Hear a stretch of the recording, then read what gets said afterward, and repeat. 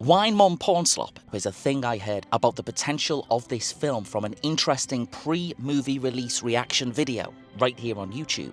But that was well before those video drives were delivered to cinemas and this movie was released to the public. So is this film any good? Is it a stylish new adaptation of the book? Or is it Wine Mum Porn Slop? Let's find out.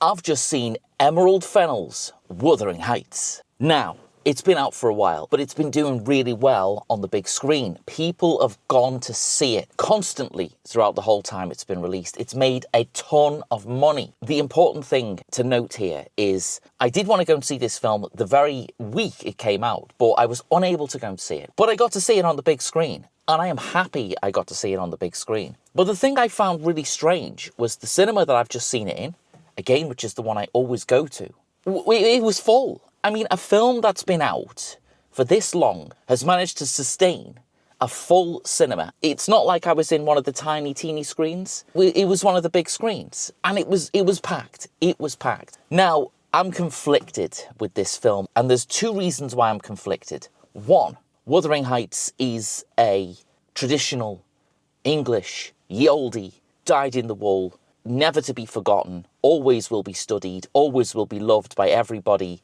It's one of those stories, right? It's one of those things that's going to live on long past any of us have gone. It's going to live on forever. So there's going to be many more adaptations of this in the future. But here we are with another adaptation. And I would say that this is the most stylish adaptation of this so far.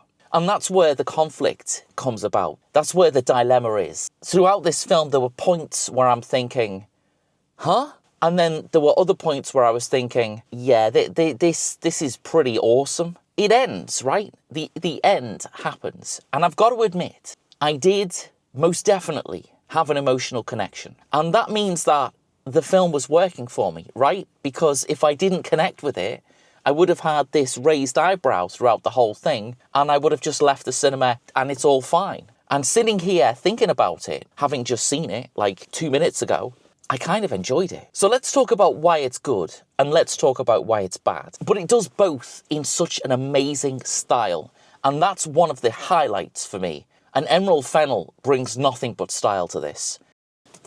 Let's get out of here and let's talk a little bit more about Wuthering Heights. This is not really a divisive film, right? From a sort of audience perspective. I don't think it is. But it's a divisive film from a me perspective because it does have all the ingredients that make a great film, right? It's got all of the ingredients, including the incredible director, because Emerald Fennell is a visionary. She is a visionary. And I suppose it's quite right to talk about her other films because her other films are among some of the craziest and also some of the most shocking that, you can probably see. Certainly Promising Young Woman is a harrowing experience. Not because it's a horror film, not because it's any of that kind of thing, but if you've not seen it, right, I suggest you find it somewhere and watch it. It proves that Emerald Fennell's able to draw out some kind of connection with the characters that she puts on screen. And Carey Mulligan, she plays the lead character in Promising Young Woman, and she is incredible. The difference between Wuthering Heights and the difference between Promising Young Woman is most definitely the fact that it is a very scathing film. It is a very shocking film. Promising Young Woman, I mean. Again, like I say, I'm not spoiling it, because if you've seen it, you'll know what I mean and you'll know why. But if you haven't seen it, then, well, what are you waiting for? Go and see it. So, I did go and see Promising Young Woman in the cinema. Maybe that added to the impact that it had on me. I can't remember what the other film's called. I've forgotten what the other Emerald Fennell film is called. I can't remember. Driving. Oh my God. Promising Young Woman is a very powerful film. It's a film that you will never forget once you've seen it. And then we move on to something like Saltburn. I reckon Saltburn is where you can see Emerald Fennell's visual style come to life. So Saltburn is definitely a film that has its own thing. It lives in its own world. It's crazy for a start off. Let's just get that out of the way. It's crazy. Barry Keoghan plays the lead character in that film, and he is really amazing. And he plays a Scouser as well, by the way. He plays somebody from where I'm from, which is fab. You don't see that very often in films, unless it's films about the Beatles. I think Saltburn's got something about it. It's got arthouse written all over it, essentially. But that's okay. That's a good thing. I think in the UK, it's on Amazon Prime right now. I think so. If you're curious about Saltburn, if you're wondering what is he talking about, then check it out on Amazon Prime. But be prepared. Be prepared. I won't talk about the end of Saltburn because obviously we're not giving any spoilers away for anything here. The build up to the end is a spiral out of control, let's say. Well, no, it's not a spiral out of control. It's a spiral under control. That's what it is. Not out of control, under control. It's genuinely a shocking film, but in a different way than Promising Young Woman. Zany, fucking nuts is another way to describe it. Scary is also another way to describe it, but not in a horror film way. No, definitely not. But you know, if you add Promising Young Woman and if you add Saltburn into a vat and you mix them all together and you sort of serve up the soup of those two films, then I guess you do get this version of Wuthering Heights. I think you do. This film is interesting to look at. Margot Robbie is really great in this. Jacob Elordi is really great in this. The Yorkshire Moors are pretty awesome in this too. All of the things that should make this film something worth seeing are right here. So let's talk a little bit about the problems. Sometimes there are certain scenes in this movie that do tip over into absurdity. I think that's true, and it can be forgiven slightly because of the era that it's set in. You know, it's set a long time ago in a galaxy not so far away. It's allowed to have a sort of strange style to it, and I think that's where it lends a little bit from Saltburn, because Saltburn lives in this same sort of odd, real yet not real world. The opening of Wuthering Heights, I'd say, is really great. I mean, it's really spectacular. It's funny, it's gorgeous to look at. The characters and acting and everything in it are really, really spectacular. I mean, they really are great. The whole of everything that goes on. I wish the film spent more time with the younger versions of our two characters. I wish it did, because when our characters get older, I was kind of a little bit like, I was on board with it, you know what I mean? Or up until that point. It did take me out of the experience a little bit. We don't get to spend enough time with the younger versions of Cathy and Heathcliff. Once we get there, once we are in the more grown-up versions of the two characters, then we sort of settle into it anyway. We do. We get used to it, and then we go, well, oh, okay, it's Margot Robbie and it's Jacob Elordi, so we're all right. I don't know. I just think that at that point, at that very point, it seemed jarring to me. And I don't know quite why it felt so jarring, but it did. And then, most definitely, the film takes off. It takes off in its own way. It most definitely becomes the Emerald Fennell film that I wanted. So let's talk a little bit about Margot Robbie. Margot Robbie, she plays Cathy. She is the anchor of the story, essentially. And Margot Robbie is just an amazing actor. She's great. Everything that she's in, she's amazing in it. She looks exactly like the younger version of Cathy at the beginning of the film, which is kind of weird, but you know, obviously that's a good thing. But also, she's got this stare. I mean, she's got those really piercing blue eyes, right? Those tell a lot of the story themselves. The way that she uses her eyes tells a lot of the story of the character. In fact, when you watch how Margot Robbie does what she does, you'll see that a lot of how she conveys emotions through her face, her expressions and all of that kind of thing. She's really good at that. She's really good at not saying anything, but kind of understand what she's feeling or what the character's feeling. And she does that to the highest degree here. It suits the character perfectly. The character is outspoken, also a deeply emotional person. She wears her heart on her sleeve. And as I say, I think those eyes, they do a lot of that emotional work. What this film's trying to do is it's trying to meld a really modern, stylistic look with, you know, that traditional old English stuffy thing. This film isn't stuffy. This film is not one of those, you know, look down your nose English things, which do get on my nerves. It does. And you guys know this. I talk about it all the time. Wuthering Heights isn't that. It does not have that at all. Now, does the modern style of this clash a bit too much with the era that it's set in. When you watch the trailers, it makes it look like it would do. I'll be honest, I think the trailers of this film make it look like they've gone full-on sort of abstract modernist style, but they've set it in the 15th century, or whatever century it's set in, I don't know. But actually, no, it's not. And the way that it looks kind of makes sense. It's sort of explained a little bit in the story anyway. The style for me is what drew me there, to be honest. That's what drew me to this film the most. Emerald Fennell.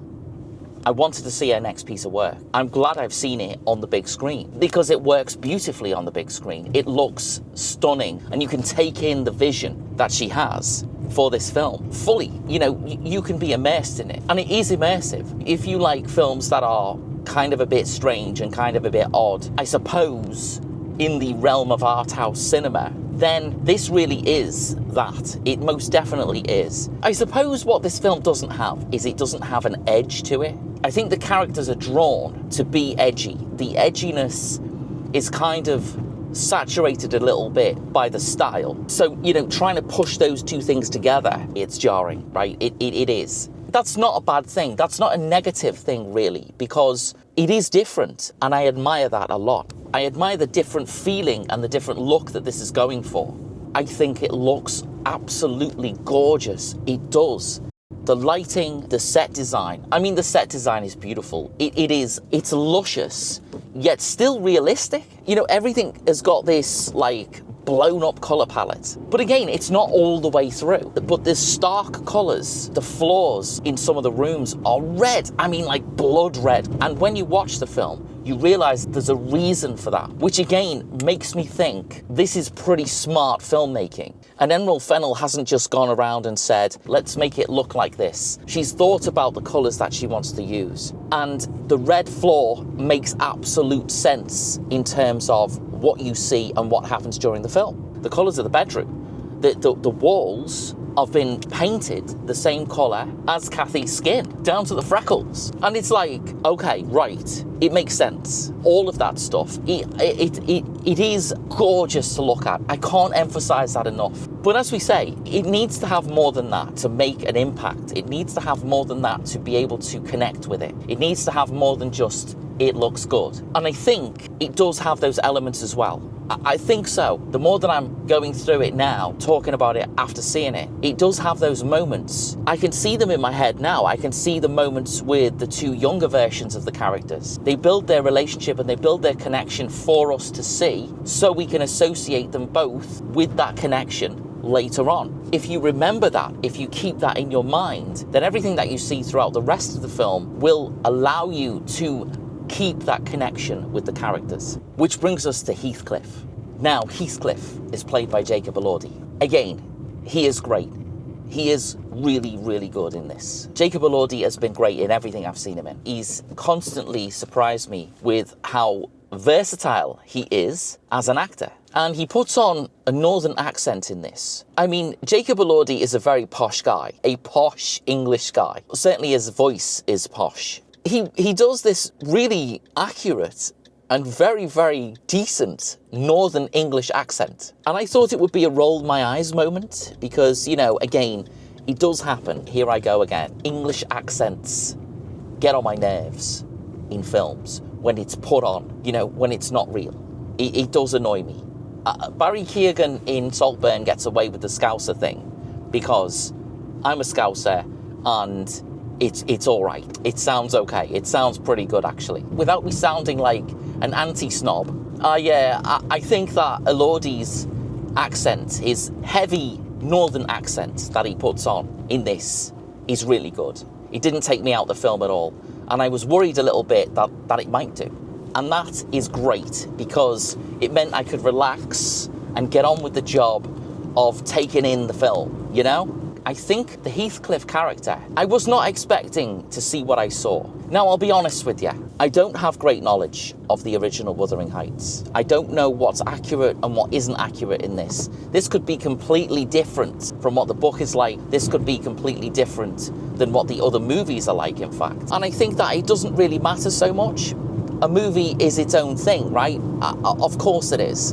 What I'm trying to say is that the stuff that Heathcliff does, probably in the middle of this film, took me totally by surprise. I was not expecting to see that. I was not expecting that to be a part of this, actually. No matter how crazy Emerald Fennell is in terms of judging her on her previous work, I didn't think I'd see what I saw. I didn't think I'd see somebody do an impression of a... And again, if you've seen it, you'll know what I mean. I didn't think I'd see similarities between the mucky stuff that you see in Saltburn, but, you know, there it is. It's all a case of misunderstanding. I think a lot of these things probably are a case of misunderstandings. There's a lot of traditional old stories that play out because somebody doesn't stay and listen to the most important part of what somebody's got to say. They just listen to the first bit and disappear off and think that it's all gone to shit because of it. There's a bit of that here as well. Is it right to say that Heathcliff spirals out of control? I think it probably is. But I wasn't expecting to see a spiral out of control quite like this in a film set in the olden days. It certainly pushes the boundaries of what the expectation is that you should feel about somebody like Heathcliff. It most definitely does push those boundaries. But you know what?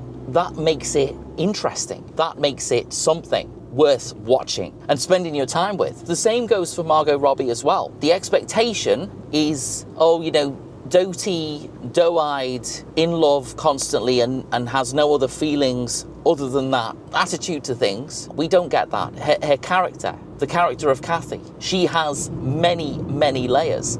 She's able to put on a face, you know, she's able to ride out adversity as tough as anyone else can from any other movie, from any other era, but she's also sensitive, and she's also stricken, and she's also, well, broken-hearted, I suppose. Heathcliff, he handles it in a different way. Again, it was just one of those things I was not expecting. It's Emerald Fennell, right? And as I said, everything else Emerald Fennell has done has been a little bit crazy. It's been a little bit zany. It's been a little bit nuts, I suppose. This has got those zany, crazy elements in it as well. And I appreciate it because of that. And I'm happy that they're there. I'm happy that she's been given the power to make this film exactly how she wanted to make it. That's what filmmakers should be allowed to do, of course. But you know, there are plenty of examples where a filmmaker has got an amazing vision for something, an amazing idea for something, and wants to put their own stamp on it, but the studio says, nah, you're not doing that, sorry, nah, sorry, no. This hasn't happened with this version of Wuthering Heights, most definitely not. Emerald Fennell's brought it, most definitely brought it to this film.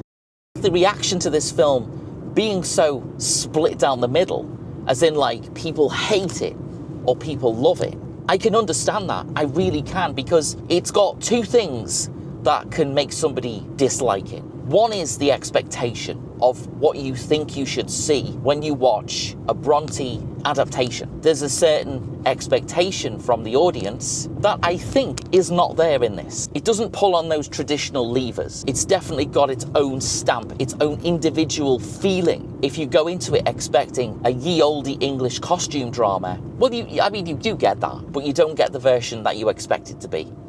So there are a couple of other characters in this that we should talk about as well. Martin Clunes is in this film, and he plays Mr. Earnshaw. He's basically Kathy's dad. All throughout time since I was very young, Martin Clunes has been on TV in the UK, and he's just great. And in this, he goes from being a really funny character at the beginning to kind of resembling Gollum. It's a really scary transformation, actually. I loved him in this movie. I'm glad he was in it. And I hope we see more Martin Clunes in other films. And we've got Hong Chow as Nellie Dean, right? She's the sort of what you'd call the, I mean, I don't want to say servant. She is a servant, but she's a sort of bought and paid for sister of Catherine. It's a very odd relationship, I think. Mr. Earnshaw is like, you know, he kind of collects these kids from these places and sort of brings them into his family home, and he sort of treats them like servants, but not servants. It's kind of an odd thing. And I guess maybe it was something that did happen back then. I don't know. Maybe it did. She is part of this movie all the way through. And in fact, when it comes to characters where you think, fuck you, there she is. Shazad Latif. He plays Edgar Linton, and, you know, I feel sorry for him. I do. I feel sorry for him, and I think that in the big tapestry of life, he gets treated a little unfairly because he's a nice guy. And what does Green Day say? Nice guys finish last. I feel sorry for him. He's all right. He's got a good heart, and he's a good guy, and he's just caught in between this weird, strange, and I suppose you can say nutty web of lies. I feel sorry for him. I also feel sorry for his sister, who, well, yeah, I mean, what the fuck? Really, really well played by Alison Oliver. She's kind of weird, she's odd, she's strange, she's got nothing to do, which she confesses herself, literally nothing to do, except swan around in a gorgeous, multicoloured mansion. She's got a room for a collection of ribbons, a room, and, you know, it's all fine. But the character takes, let's say, a dark turn at a certain point during the film. The thing that happens to her, the situation she ends up in, is very fucking strange. I reminded myself when I saw that I'm watching an Emerald Fennell film. That's what you come to expect from an Emerald Fennell movie. And boy, is it strange. You have to watch the film to know what I'm talking about. But you know, that part of the movie, some of the people in the audience laughed at that, and some of the people in the audience was like, what did I just see happen? Huh? I don't want to talk too much about this from a story perspective. I don't want to give too much away. So let's sum up Wuthering Heights. Emerald Fennell is an amazing filmmaker. She knows what she wants to put on screen, and she puts it on screen. The style is something that made me want to see this film, and I can't believe it's taken me so long to go and see it. But I'm glad I've seen it. I'm glad I've seen it on the big screen. Margot Robbie and Jacob Elordi and everybody else who stars in this movie are spectacular. They understood the assignment and they delivered exactly what was expected of them. There are a couple of moments in this that do make you think, but that's only because of what you expect it to be. And that's the thing that this film does best. It subverts your expectation. And for me, that makes it exciting. That makes it relevant. That makes it something you have to see. It makes it really special. And it is special. It's got this look about it. It's got this feel about it. It envelops you. And I love it for that. I guess the morals of some of the things that the main characters do in this are slightly questionable. But they're only questionable, again, if you expect the traditional costume drama. Because you do get a traditional costume drama here, but you also get a paintbrush of vivid colour over the top of it. And it works really, really well. I absolutely loved it. And you know what? I want to see it again. I want to take it in again because there are many layers to it. There are definitely more layers. There are things that I missed. There are things I didn't see. Maybe because I was in awe of the way it looked on the big screen. Maybe because I was a little bit confused about what I was seeing in the context of what I expected it to be. And you know, I think that's exciting. Emerald Fennell has done a great job with Wuthering Heights. And I'm not surprised that it's made so much money, because if you see it once, you might just want to see it again. I certainly do. Which means that it worked for me. It definitely did. And yes, it's worth watching at home, but my God, if you get the chance to see it on the big screen, just go and see it there, because it looks beautiful. So that was my review of Wuthering Heights, the Emerald Fennell version in 2026. Thank you for watching the Film Podcast. Take care of yourselves, and I will see you for another review very soon.